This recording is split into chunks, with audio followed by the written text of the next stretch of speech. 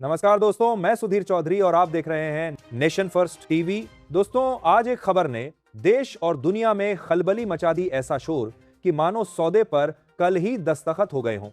पर क्या सच में सौदा पक्का हुआ? आइए पूरे तफसील से समझते हैं। अभी जो खबरें चर्चित हो रही थीं, वे असल में फाइनल डील नहीं थीं, बल्कि अफवाह और तेजी से फैलने वाली अटकलें थीं। पर जैसे तैसे खबर चलते ही पश्चिमी देशों में तेज रिएक्शन आ गया और सनसनी फैल गई। चेतावनियां, धमकियां और खुली भाषा में कड़ी बातें सुनने को मिली, मानो कोई बड़ा संकट आ गया हो। कई रिपोर्ट्स ये बता रही थीं कि पूरा अमेरिका एक्टिव हो गया और पैनिक फैला हुआ है।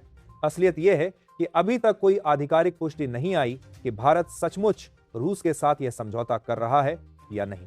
बावजूद इसके मीडिया और सोशल सर्किट में ऐसा माहौल बन गया मानो डील साइन हो चुकी हो। पिछली शाम से ही चर्चा जोर पकड़ने लगी कि भारत अपनी वायुसेना के लिए रूस से बड़ी संख्या में सुखोई 57 लड़ाकू विमान खरीदने के अंतिम चरण में है और घोषणा जल्द ही हो सकती है। बताया जा रहा है कि राष्ट्रपति पुतिन की भारत यात्रा के दौरान यह ऐतिहासिक समझौता कर दिया जाएगा। रिपोर्ट्स के मुताबिक लगभग 84 सुखोई 57 जेट का उत्पादन और तकनीकी सहयोग दोनों ही चर्चाओं में शामिल हैं और यह समझौता भारत के लिए गेम चेंजर साबित हो सकता है। खास बात यह कही जा रही है कि रूस ने भारत को उन विमानों पर मेड इन इंडिया मिसाइलें तैनात करने की इजाजत देने का प्रस्ताव भी रखा है। यानी तकनीकी ट्रांसफर और मान्यताएं भारत के पक्ष में दिख रही हैं। एक और बड़ा पहलू यह है कि रूस ने कहा है कि वह नए लिक्यावन टर्बो जेट इंजन की उपलब्धता दे सकता है, जो लगभग 170 किलोटन का थ्रस्ट देने की बात कही जा रही है। उसकी तुलना अमेरिकी प्रणालियों से की जा रही है और कहा जा रहा है कि यह इंजन अत्यंत शक्तिशाली है और अगर यह भारत को मिला तो एमएफसे जैसे घरेलू प्रोजेक्टों को बड़ा समर्थन मिलेगा। इसका निहितार्थ यही है कि भविष्य में चीन और अमेरिका दोनों के समक्ष भारतीय वायुशक्ति की क्षमता और मजबूती बढ़ेगी। इसी कारण अमेरिका की तस्वीर बदल जाती दिखी। उनकी पहलुओं में चिंता और बयानबाजी तेज हो गई। मीडिया रिपोर्ट्स में कहा जा रहा है कि व्हाइट हाउस और अमेरिकी नीति निर्माताओं ने इस खबर के बाद कड़े स्टेप्स पर विचार शुरू कर दिए हैं। ट्रंप सरकार के प्रभावशाली सलाहकार पीटर नवारो ने खुले तौर पर भारत को चेतावनी दी। कहा गया कि काटसा कानून को ध्यान में रखना जरूरी है और अगर भारत रूस के साथ रक्षा समझौता करता है तो गंभीर परिणाम होंगे। नवारो के तेवर साफ थे।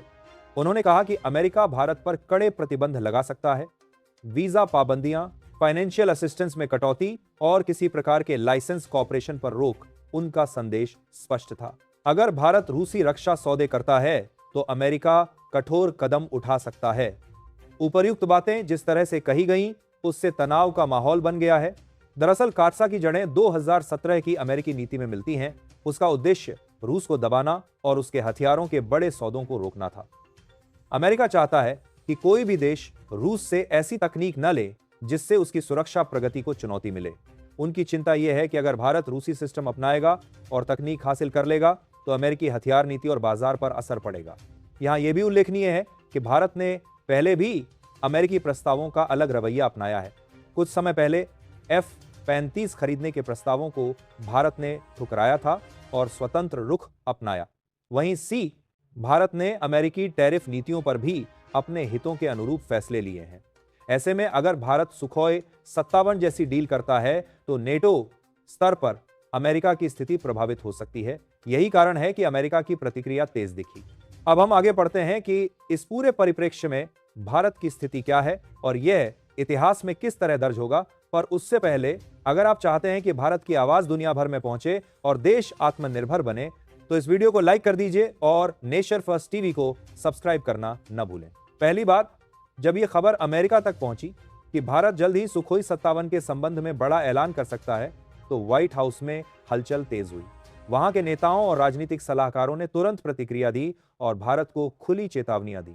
उदाहरण के तौर पर पीटर नवारो ने स्पष्ट शब्दों में चेतावनी दी कि काटसा कानून को ध्यान रखना होगा। उनके शब्दों में कड़वाहट थी। अगर भारत ने समझौता किया तो अमेरिका कड़े प्रतिबंधों पर विचार करेगा। ऐसा नहीं कि अमेरिका की चेतावनियां बिल्कुल नहीं हैं। पिछली बार भी जब भारत ने रूस से S-400 मिसाइल सिस्टम खरीदा था तब भी इसी तरह की बातें हुई थीं। तब भी काफी डराया धमकाया गया था, पर परिणाम वही हुआ। भारत ने अपने राष्ट्रीय हित के अनुसार फैसला लिया और अमेरिका की धमकियां उस समय भौतिक रूप में लागू नहीं हुई। वह अनुभव यह दिखाता है कि दबाव के बावजूद भारत ने अपनी सुरक्षा जरूरतों के अनुसार कदम उठाए। इसी तर्ज पर आज भी भारत की स्थिति बदल चुकी है। वह पहले जैसी कमजोर या दबकन वाली स्थिति में नहीं है।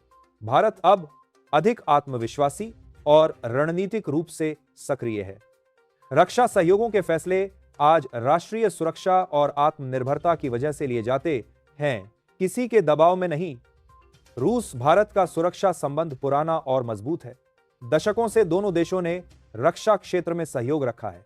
मिसाइलें, टैंक, विमान, इनका लंबा इतिहास रहा है। उदाहरण के लिए ब्रह्मोस मिसाइलें दोनों देशों की साझेदारी का जीता जागता प्रमाण है। अगर सुखोई 57 की डील हो भी जाती है तो यह सिर्फ विमानों की खरीद नहीं होगी, बल्कि तकनीकी सहयोग और निर्माण क्षमता का बड़ा कदम होगा। जब भारत ऐसे प्लेटफॉर्म का उत्पादन करने की योग्यता हासिल कर लेगा और मेक इन इंडिया मिसाइलों को इन पर तैनात कर सकेगा, तो यह देश की रक्षा इकोसिस्टम के लिए महत्वपूर्ण साबित होगा। इंजीनियरों, वैज्ञानिकों और निजी रक्षा उद्योगों को इससे नया आत्मविश्वास और अवसर मिलेगा। एक और निर्णायक पहलू यह है कि अगर भारत के पास ऐसी उन्नत 5वीं पीढ़ी की विमान क्षमता आ जाती है तो उसकी सामरिक ताकत में उल्लेखनीय वृद्धि होगी। यह केवल ताकत का प्रतीक नहीं होगा, इसका असर सामरिक सोच, क्षेत्रीय संतुलन और रक्षा नीति पर भी पड़ेगा। चीन और अमेरिका जैसे देशों के लिए भी यह एक नए हेडवेक का कारण बन सकता है। वे उस स्तर की तकनीक से प्रभावित होंगे। अमेरिका की नाराजगी का आर्थिक पक्ष भी है। अगर भारत अपनी डिफेंस जरूरतों के लिए अमेरिकी उपकरण पर निर्भर नहीं रहेगा तो अमेरिकी सैन्य उद्योग को आर्थिक प्रभाव होगा। यही कारण है कि अमेरिका कई बार कूटनीतिक और आर्थिक दबाव के जरिए अपनी रुचियों की रक्षा करने का प्रयास करता है। पर भारत अब एक परिपक्व रणनीतिक पार्टनर के रूप में अपने विकल्पों को देख रहा है और निर्णय राष्ट्रीय हित के अनुरूप ले रहा है। इसे याद रखें, रक्षा नीतियां केवल उपकरण खरीदने तक सीमित नहीं होती, वे राष्ट्रीय संप्रभुता, तकनीकी स्वावलंबन और दीर्घकालिक सुरक्षा नीति से जुड़ी होती हैं।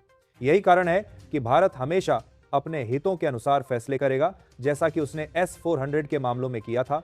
आखिर में पीटर नवारो द्वारा कही गई धमकियों और अमेरिका की बयानबाजियों की बात करें तो यह स्पष्ट है कि उनका उद्देश्य दबाव बनाना और सहयोगियों को रोकना है। पर अंतर्राष्ट्रीय राजनीति में दांव पेंच चलते रहते हैं। देशों की प्राथमिकता अपने राष्ट्रीय हित और सुरक्षा रहती है। भारत की विदेश नीति और रक्षा रणनीति इसी सिद्धांत पर टिकी है, यानी आत्मनिर्भरता और विविध स्रोतों से साझेदारी। अगर सुखोई 57 की डील वास्तविक रूप में हुई तो इसका मतलब होगा कि भारत को न सिर्फ विमान मिलेंगे, बल्कि तकनीक और निर्माण क्षमता में प्रवेश का मौका भी मिलेगा। इसका प्रभाव दीर्घकालिक होगा। रक्षा उद्योग में निजी कंपनियों की भागीदारी बढ़ेगी, इंजीनियरिंग और अनुसंधान को बढ़ावा मिलेगा और देश की सामरिक स्वायत्तता मजबूत होगी। दोस्तों, यह कहानी केवल एक सौदे की नहीं है, यह उस दिशा की है जिससे भारत अपनी रक्षा क्षमता और वैश्विक स्थान दोनों को सुदृढ़ कर रहा है। यह दिखाता है कि भारत आज चुनौतियों का सामना करने के लिए तैयार है और निर्णय अपने राष्ट्रीय हित के अनुरूप ले रहा है। हार केस देखा है। अब आप बताइए, खासकर पीटर नवारो की उन चेतावनियों के बारे में आपकी क्या राय है? क्या आप सोचते हैं कि यह दबाव भारत के फैसले प्रभावित कर पाएगा या भारत फिर से अपने हितों के अनुसार कदम उठाएगा? अपने विचार नीचे कमेंट में लिखिए। दोस्तों, आज की यह पूरी जानकारी हमने बड़ी मेहनत और रिसर्च के बाद आपके सामने रखी है। अगर आपको ये उपयोगी लगी हो तो इस वीडियो को लाइक करें, अपने दोस्तों के साथ शेयर करें और नेशन फर्स्ट टीवी को सब्सक्राइब करना न भूलें। आपका साथ ही हमारी मेहनत को सार्थक बनाता है। धन्यवाद।